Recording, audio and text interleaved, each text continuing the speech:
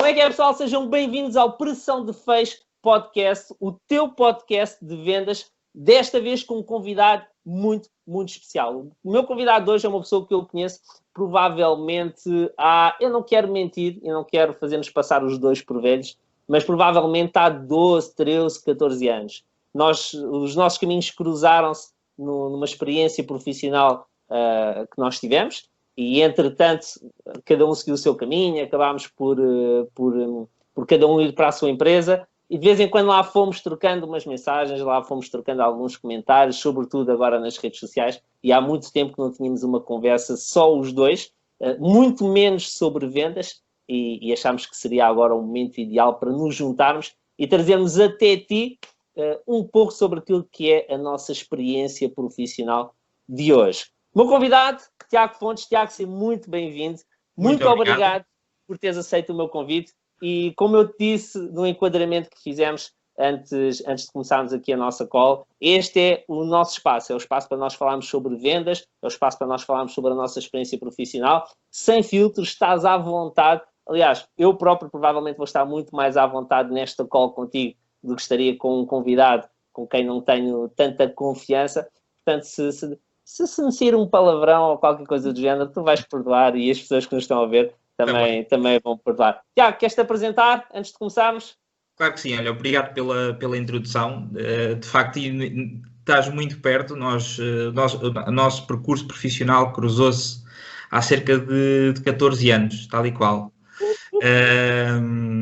Os brancos não mentem. Mesmo a sério. E aqui? Ai, exatamente, aqui e tal. Eles cá estão. Mas pronto. Eu trabalho em vendas exatamente há estes mesmos 14 anos.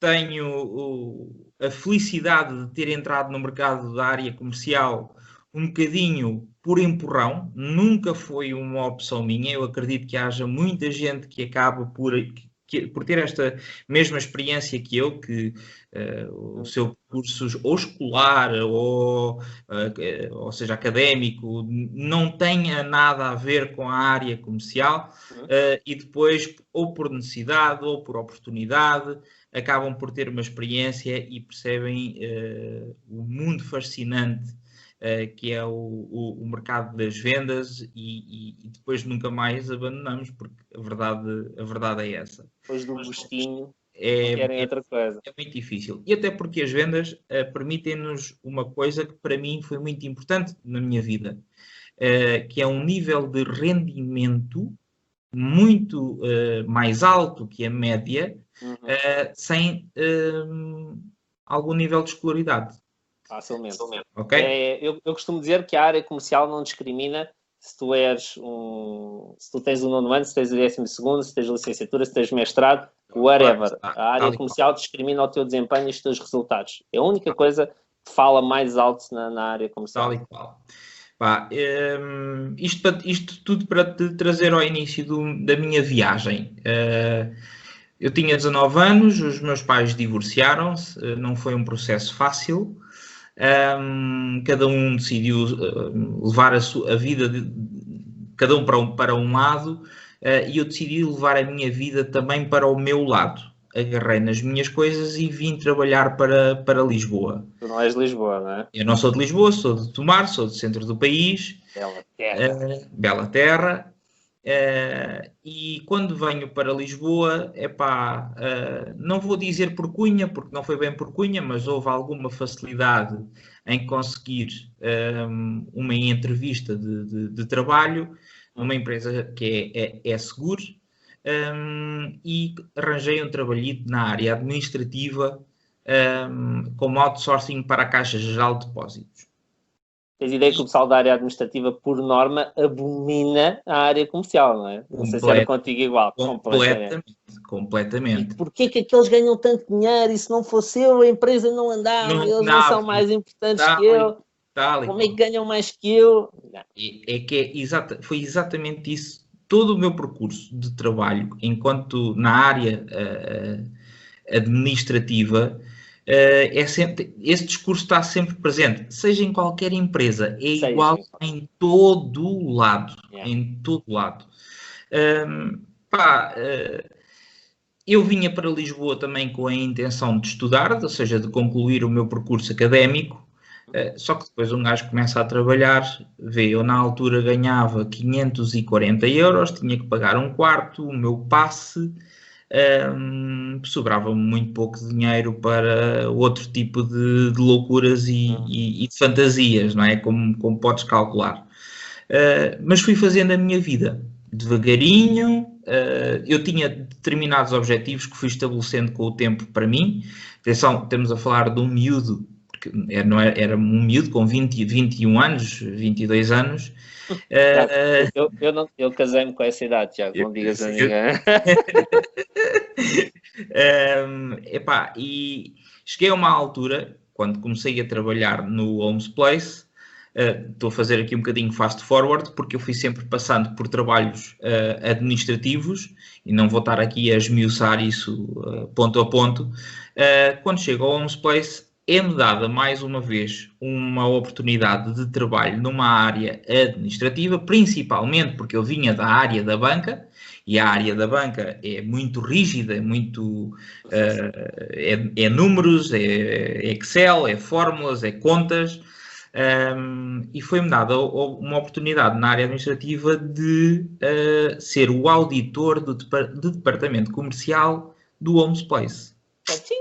Foi onde nós nos conhecemos. E que foi exatamente onde nós nos conhecemos. Que idade é que tu tinhas, Tiago?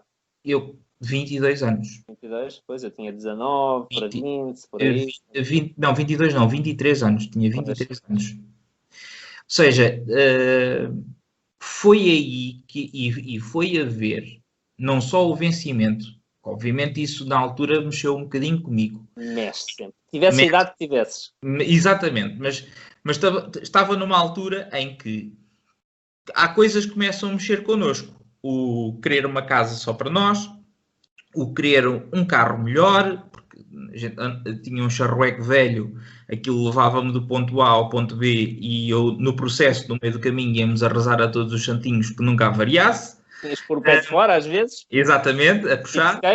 Exatamente. E tinha uma namorada na altura com quem eu já pensava em casar. Que é a tua esposa. Que é atualmente a minha mulher. E isto tudo, não é? Num salário que na altura não era mau. O Homes Place, se há coisa que eu nunca me posso queixar no Homes Place foi de ser mal retribuído, mal remunerado pelo trabalho que fazia. Eu acho que eles eram justíssimos, sempre foram justíssimos na remuneração, mas ainda assim era insuficiente. Posso cortar aqui um bocadinho a tua história e já vamos avançando, eu vou-te fazendo perguntas, porque eu gostava de fazer algumas perguntas sobre essa altura em específico. Sobre essa altura em que eu te conheci no Homes e tu eras auditor do departamento comercial. Porquê? Porque seres auditor do departamento comercial e depois passares para a área comercial faz com que tu entres com algumas cartas para jogares o jogo de forma diferente. Eu fiz o processo inverso. Como tu sabes, eu saí da área comercial e fui não fui auditar o departamento comercial, mas fui para a área de membership.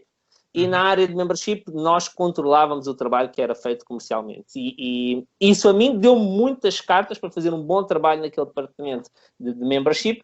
E eu queria te perguntar se o facto de seres auditor e teres passado depois para a área comercial, se te acrescentou, se te dificultou, o que é que achas que isso fez? Sem sombra de dúvida. Aliás, ainda hoje acho que é um erro que as empresas, na sua grande maioria, cometem nos seus processos de formação e principalmente de desenvolvimento de equipas. É de cruzarem determinadas funções nas funções opostas. Ou seja, pôres uma pessoa que faz faturação a ser comercial durante uma semana ou a acompanhar o trabalho do comercial durante uma semana. Que deviam fazer. Acho mesmo que deviam fazer. Concordo. E como um comercial passar uma semana a perceber o que é o trabalho do administrativo ou que faz o follow-up, a secretaria comercial toda que ele não faz, em que ele chega àquele ponto em que chuta para canto e a partir daqui alguém agarra. Sim. Falta muita consciência na grande maioria das empresas, e eu já passei por algumas, sei bem daquilo que falo. Falta muito de criar este nível de consciência interdepartamentos. Porque aquela coisa que nós dizemos, mas eu não gosto do gajo que está sempre a sacudir a água do capote, alguém veio mexer no meu queijo e não sei o quê. Isto acontece porque não existe esta criação de consciência entre equipas do que é o trabalho uns dos outros. E começa na liderança, sobretudo. Exatamente, e começa na liderança. Porque não és tu comercial por autorrecriação que vais sentar ao lado da pessoa que faz esse trabalho, nem a pessoa que faz aquele trabalho vai sentar ao lado do comercial a ver o que é que ele faz todos os dias. Nem queres. Aliás, como comercial é como tu disseste, fazes a venda e na maioria das empresas, na maioria das realidades, o que acontece é, eu fiz a minha parte, agora é problema do outro, deixa-me fugir, porque a partir de agora vão aparecer coisas com que eu se calhar não consigo lidar. E ao contrário também, não é? Tal e qual. Eu sou-te honesto, acho que há um dos lados que está mais, não é mais receptivo, mas que estaria mais maleável para perceber o que é que se passa do outro lado da barricada do que outro. Esse lado é o lado administrativo. Acho que estariam mais dispostos com o tempo a perceber o que é que se passa do outro lado. Eu percebi que eu indo da área comercial para a área de gestão de base de dados, de adesões, o que quer que fosse, eu percebi que eu consegui desempenhar aquele papel. Ao contrário, nunca vi. Exatamente. O que tu fizeste, não é? Passar da auditoria às equipas comerciais para a área comercial e conseguir ter resultados nessa área, eu nunca vi acontecer. Porque normalmente as pessoas que estão deste lado, na área mais administrativa, processual, mais de controle, pintam o cenário que está do outro lado, do lado da equipa comercial, como se fosse tudo muito fácil, como se fosse tudo só dar resposta e mais nada. Eles a única coisa que fazem é dar resposta àquilo que recebem e mais só nada. Tens que fazer isto. Só isto. Se imaginasses o que eu faço, tu só tens que fazer isto. Se imaginasses o que eu faço, até te passavas. E o comercial que está habituado a trabalhar 12 horas por dia vai para a área administrativa e às 11 da manhã tem o seu trabalho arrumado. Estou a exagerar, mas quer dizer, é um bocadinho, eu lembro quando fui para Membership e depois fui para Operations, eu fui porque eu queria ter um trabalho das 9 às 6. Os primeiros meses, aquilo para mim foi tipo, socorro, eu vou sair às 6, eu até tenho vergonha, porque às 6 começava o nosso dia, não é? Exatamente. Começavam as nossas reuniões. Tal e qual. Meu Deus, e eu ia para a faculdade. Foi quando comecei a cursar Direito, eu saía às 6 do trabalho, entrava na clássica às 6h30, saía às 11, vinha estudar para casa, até às tantas da manhã, e mesmo assim não me sentia bem a sair às 6 da tarde. Mas, lá está, foi mais fácil para mim do que seria para outra pessoa fazer o caminho inverso, na minha opinião. Não sei, tu que fizeste esse caminho inverso, e daí eu também queria ter esta call contigo, qual é que foi a tua experiência? É assim, eu cheguei ao trabalho comercial muito com esta coisa de isto é só fazer isto. É só fazer isto. É. E depois levas assim uma bufetada de realidade que até andas. Esse foi para mim o meu maior desafio, foi lidar com essa realidade. Foi lidar de que a realidade é só fazer 10 chamadas por dia para fazer X vendas. É estatística. Porque a minha vida eram KPIs. A minha vida eram percentagens. Vocês fazem X, resulta em Y, vendem Delta. Era isto. A minha vida era isto.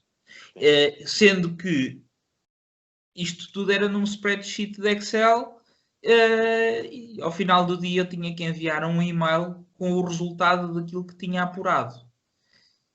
E quando eu passo para o trabalho comercial, eu percebo que as 10 chamadas eram mesmo muito difíceis de fazer. As 10 chamadas eram completamente distintas uma da outra. Tenhas tu o melhor script do mundo.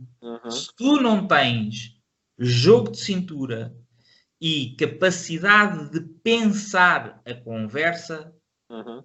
Just in time. Exatamente. Tu não... E timing. Porque se a pessoa te dá aquela resposta, tu não podes estar à espera de chegar àquela parte da conversa no script para conduzires a conversa para ali. Não, tu tens que saber ouvir para pegares a conversa naquilo que ela te está a dizer.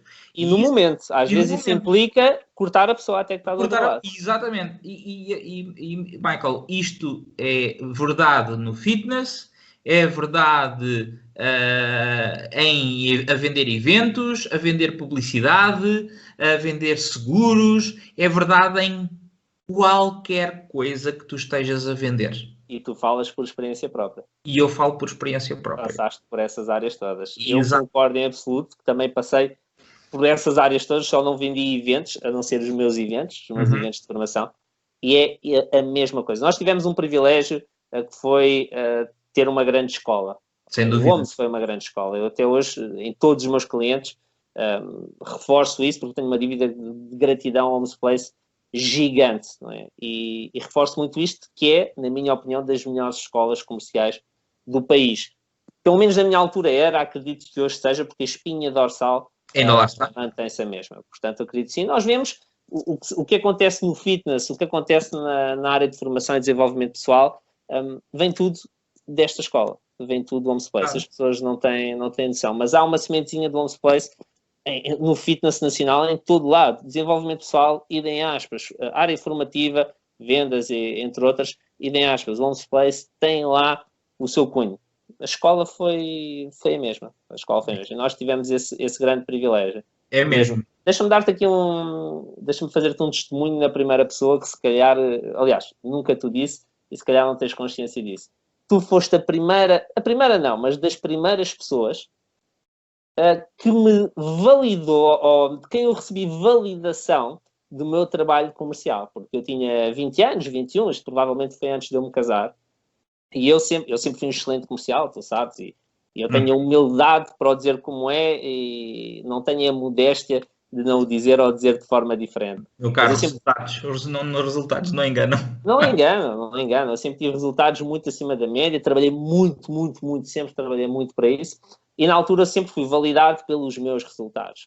E tu foste a primeira pessoa que me validou pelo meu método de trabalho, porque eu nunca tinha sido auditado, não é? Eu tinha tido uns clientes mistérios e tal, vinha ao relatório dos clientes mistérios, mas nunca ninguém tinha chegado ao pé de mim e dito, olha, os teus números são estes, os teus resultados face a estes números são estes, a média é esta, tu estás muito acima da média. Eu ficava tipo, ok, como é que com os meus números, como é que com esta spreadsheet, como tu dizes, que trabalhavas e eu via, como é que ele chegou até esta conclusão, que era algo que eu próprio não tinha consciência. Eu lembro de uma coisa em particular, tu foste avaliar as nossas bases de dados, todas, e a regra no nosso departamento era 100 contactos, 160 contactos, como uma colega nossa tinha, 130 contactos, e eu tinha menos de 40 contactos.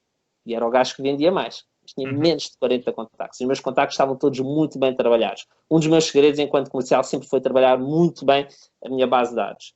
Eu lembro-me, tu chamaste todos, portanto fizeste ali um pequeno briefing e deste-me esse feedback à frente de toda a gente. E foi a primeira vez que eu senti o meu processo de trabalho validado.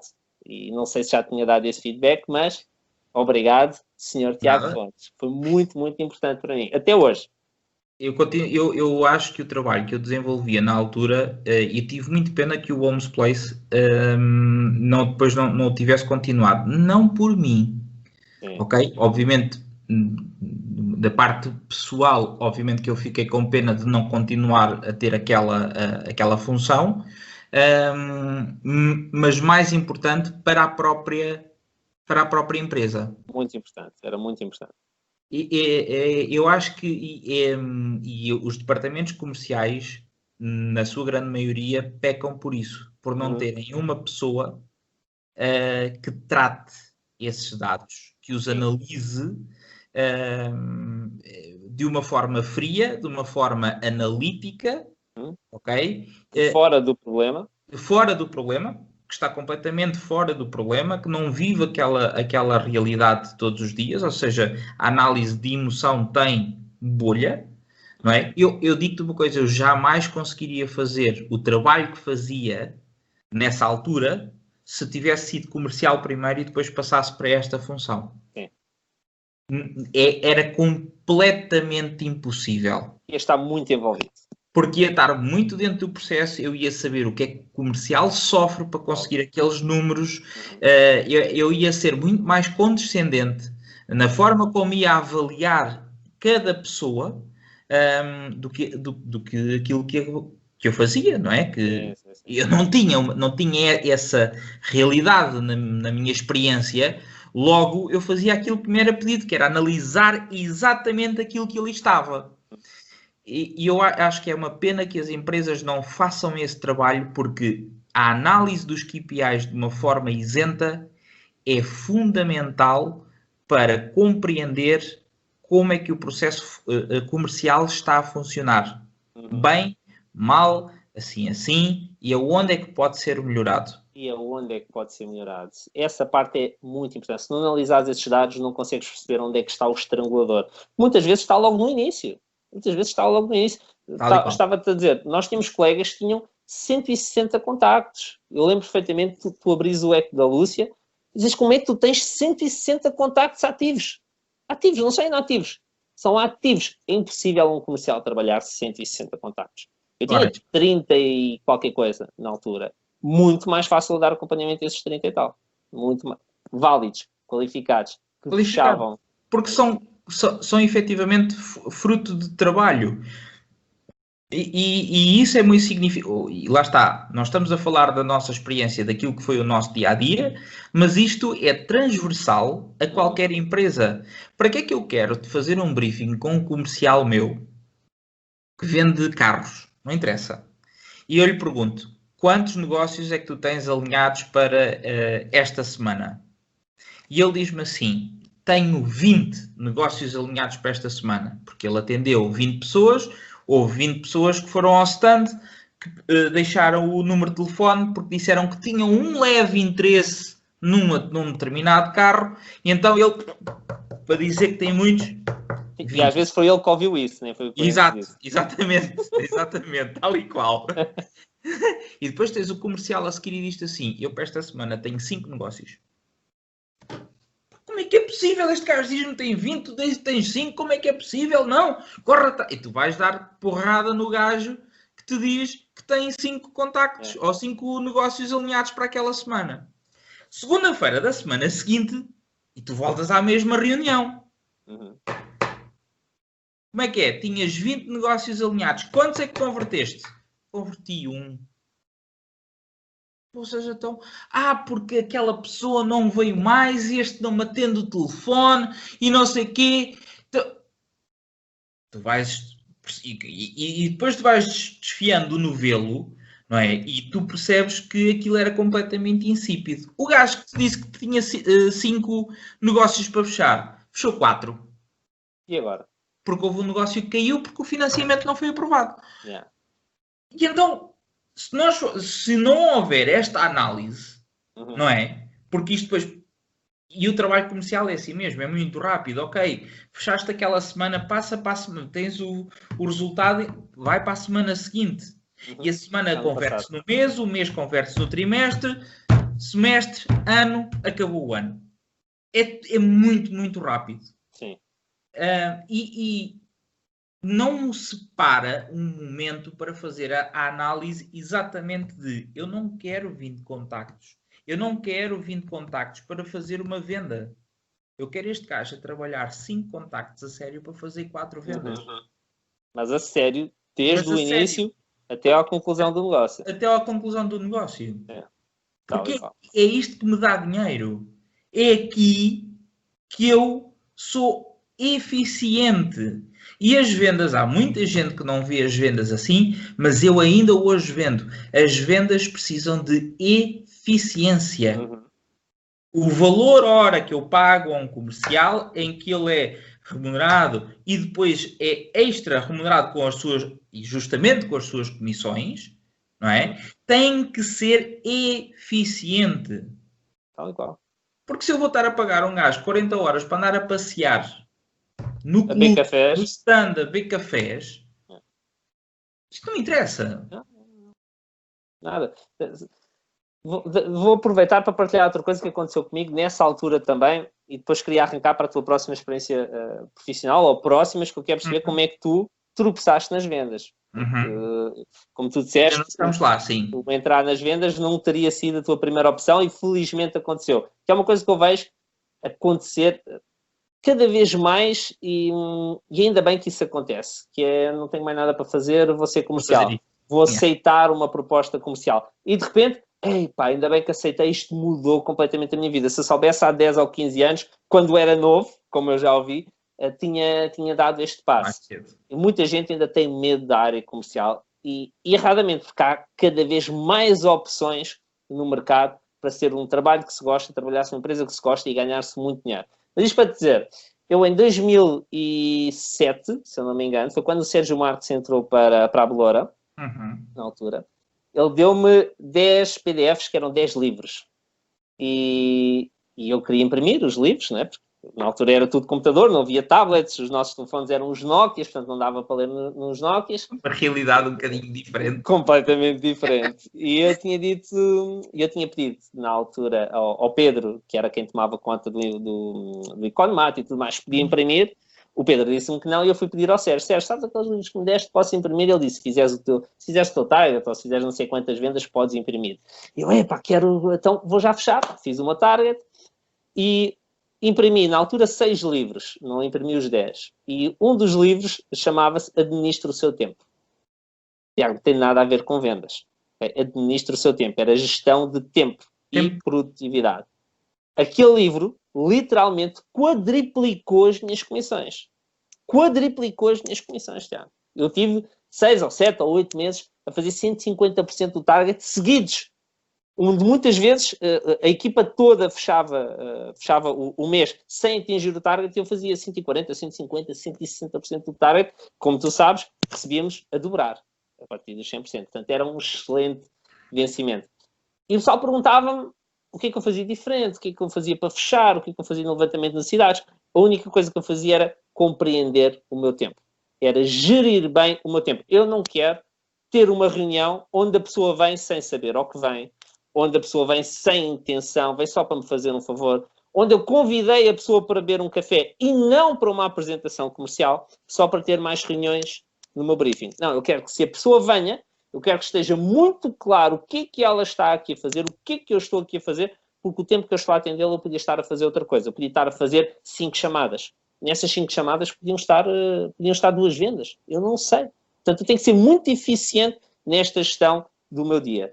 E isso fazia com que os meus resultados fossem completamente diferentes. Quando eu digo isto, nas minhas formações comerciais e alguns dos meus clientes, sabes que eles torcem-me o olho, torcem-me a orelha, claro.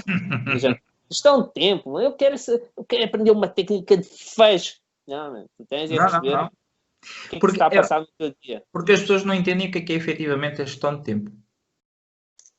Quer cumprir uma agenda. Exatamente. E gestão de tempo não é meter coisas bonitas no Outlook. E ter o Outlook preenchido. Exatamente. Gestão de tempo é ir para uma reunião e durante essa reunião, todo o tempo que tu lá estás a falar sobre os temas que são necessários discutir. E aquilo que tu vês ainda hoje, mais uma vez, em várias empresas, é tu vais para uma reunião de uma hora, demora 2, e tu falaste 15 a 20 minutos, essencialmente, daquilo que era necessário falar. E isto não é gestão de tempo. Gestão de tempo não é muita coisa. Nem é vender. Nem é vender. Da mesma maneira que um comercial não entende que gestão de tempo pode ser dizer à pessoa que tem à frente, olha,